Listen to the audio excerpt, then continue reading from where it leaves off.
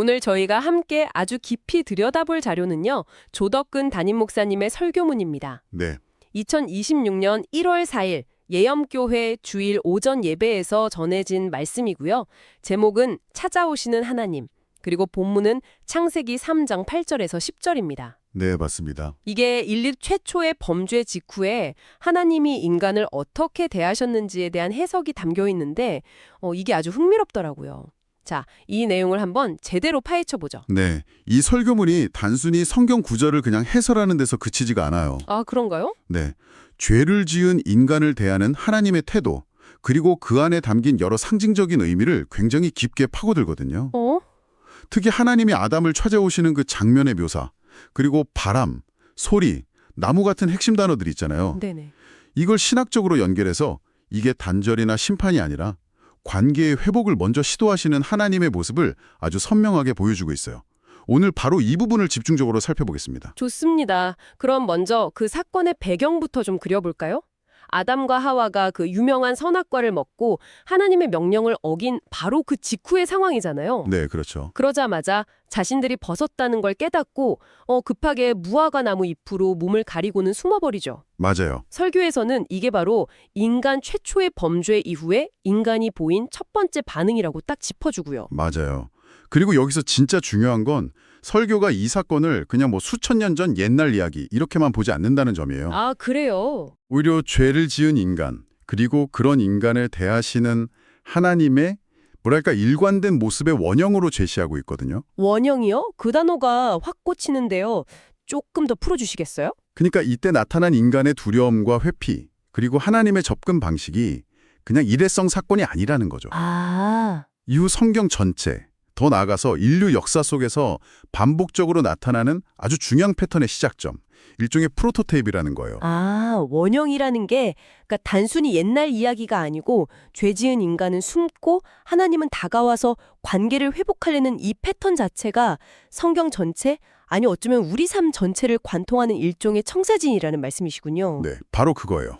이 설교는 창세기 3장의 이 짧은 장면을 그런 거대한 관점에서 읽어내고 있는 거죠. 와, 그렇기 때문에 이 장면 하나하나의 묘사가 정말 중요해지는 겁니다. 그렇군요. 그 청사진의 첫 장면, 하나님이 등장하시는 모습부터가 정말 의외였어요. 그렇죠. 보통 이런 상황이면 막 천둥 번개가 치면서 네 이놈들! 하고 분노에 차서 나타나실 것 같은데 본문에는 바람이 불 때 동산을 거니시는 모습으로 묘사되잖아요. 맞아요. 너무 평온해서 오히려 더 긴장되는 느낌이랄까요? 바로 그 지점이 이 설교 해석의 거의 첫 번째 하이라이트예요. 네네.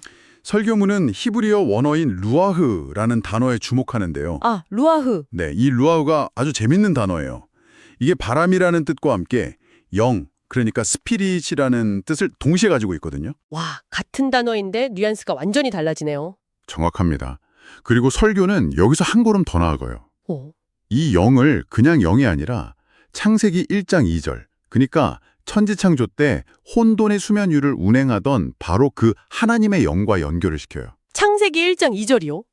땅이 혼돈하고 공허하며 하는 그 구절 말씀이시죠? 네, 하나님의 영은 수면 위에 운행하시니라는 바로 그 구절 말이에요. 와, 잠깐만요.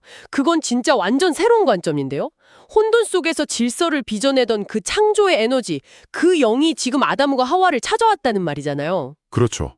게다가 설교는 그 운행한다는 히브리어 단어의 원뜻이 어미닭이 알을 품고 있는 모습을 묘사하는 말이라고 설명해요. 어미닭이 알을 품는 모습이라고요? 와, 그 이미지를 대입하니까 장면의 분위기가 그냥 180도 바뀌네요. 그렇죠. 천둥 번개를 치는 분노한 신이 아니라 망가진 걸 어떻게든 다시 품어보려는 그 창조주의 모습이라니. 아, 이건 좀 소름 돋는데요. 정말 놀라운 이미지죠. 심판하러 오시는 게 아니라 태초에 그 깊은 혼돈과 공허를 품어서 새로운 세상을 창조하셨던 바로 그 하나님의 영이 네. 이제는 인간의 죄로 인해서 두려움과 혼돈에 빠진 그 에덴 동산, 그 훼손된 공간 속으로 찾아오셨다는 거예요. 아, 인간의 두려움과 수치심을 감싸 안고 품어주기 위해서요. 심판 이전에 창조의 행위가 먼저 있었다는 거죠. 그 해석은 정말 인상적이네요. 그런데 하나님이 그렇게 조용히 부드러운 영으로 다가오셨는데도 아담과 하와는 더 두려워하면서 숨어버리잖아요. 네. 그때 하나님의 임재를 아챈 건 소리 때문이었고요. 동산에서 거니시는 여호와 하나님의 소리를 듣고 이 소리는 그럼 어떤 의미일까요? 그것도 아주 중요한 포인트입니다. 하나님은 그냥 뭐 텔레파시처럼 나타나시는 게 아니라 그들이 들을 수 있는 소리를 내시잖아요. 네, 그렇죠. 이건 일방적인 선포가 아니라 소통을 원하신다는 아주 분명한 신호죠. 소통의 신호. 네. 설교에서는 신약의 오순절 성령 강림 사건에서도 급하고 강한 바람 같은 소리가 있었다는 점을 연결하면서 하나님의 영이 임하실 때 종종 소리가 동반된다는 점을 보여줘요. 인간의 귀로 듣고 반응할 수 있도록 대화의 문을 여시는 거예요. 그 소리라는 게 흥미롭네요. 보통 구약에서 하나님의 목소리는 신의 산에서처럼 되게 위험 있고 두려운 걸로 묘사되는데 여기서는 그냥 소리라고만 표현되잖아요. 맞아요. 혹시 설교에서 그 소리의 성격에 대해서 더 깊이 다루나요? 이게 뭐 심판의 경고음이 아니라 대화의 노크 소리라는 점을 어떻게 알 수 있을까요? 좋은 질문이에요. 설교는 바로 그 점을 앞서 말한 루아후와 연결해서 설명해요. 아, 찾아오신 분이 심판의 천사가 아니라 알을 뿜는 어미닭 같은 창조의 영이셨잖아요. 네, 그랬죠. 그렇다면 그분이 내는 소리 역시 심판의 천둥 소리가 아니라 둥지 밖으로 나온 병아리를 부르는 어미닭의 소리에 가깝지 않겠느냐는 거죠. 아, 관계를 다시 시작하려는 초대이자 부르심의 소리라는 해석이에요. 와, 그렇게 연결이 되는군요. 창조의 영이 내는 소리니까 그 소리 역시 파괴가 아닌 창조. 그러니까 관계 회복을 위한 소리라는 거네요. 바로 그렇죠. 하지만 인간의 반응은 정반대였죠. 여호와 하나님의 낯을 피하여 동산 나무 사이에 숨은지라. 여기서 낯을 피하여라는 표현이 좀 마음에 걸려요. 얼굴 마주하기를 거부한 거잖아요. 맞아요. 죄의 가장 본질적인 결과가 바로 그거라고 설교는 지적해요. 하나님과의 관계 단절. 관계의 단절? 네, 얼굴과 얼굴을 마주하던 그 친밀함이 깨지고 이제는 그분의 얼굴이 두려움의 대상이 되어버린 거죠. 스스로 숨어버림으로써 관계의 문을 닫아버린 거예요. 하나님은 소리를 내면서 문을 두드리셨는데 인간은 안에서 문을 걸어 잠근 셈이네요. 딱 그 비유가 맞습니다. 바로 그 단절의 순간 하나님이 먼저 말을 거시죠. 아담아, 네가 어디 있느냐? 전능하신 분이 정말 아담이 어디에 있는지 몰라서 물으셨을 리는 없잖아요. 이 질문의 의도가 뭘까요? 설교는 이 질문의 깊이를 한 두 가지 층위에서 설명해요. 첫째는 이건 정보를 얻기 위한 질문이 아니라 관계를 회복하기 위한 대화의 시작이라는 거예요. 대화의 시작. 네, 꽁꽁 숨어버린 아이에게 어디 있니? 하고 말을 걸면서 대화의 물꼬를 트려는 그 부모의 모습과 같다는 거죠. 아, 그러니까 질문 자체가 나는 네가 어디 있는지 알지만 너는 지금 네가 어떤 상태에 있는지 아느냐고 묻는 일종의 거울 같은 역할을 했다는 거군요. 정확해요.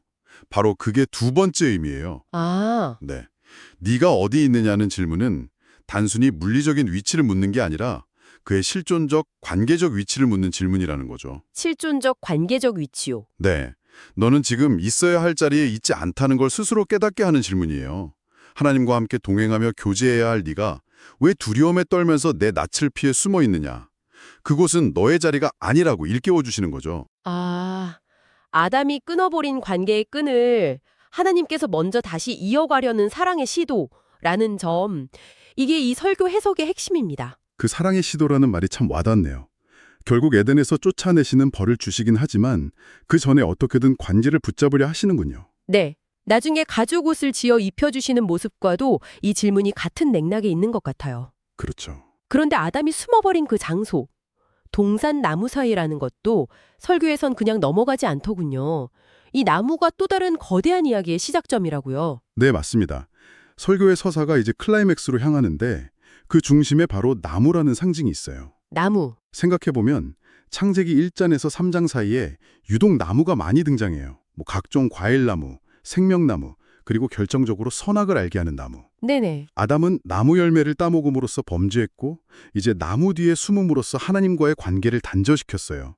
결국 이 나무가 인류에게 수치와 죽음을 가져온 상징이 된 거죠. 아, 실패와 단절의 상징이 된 나무군요. 그렇죠. 그런데 설교는 이 나무 이야기를 창세기에만 머물게 두지 않아요.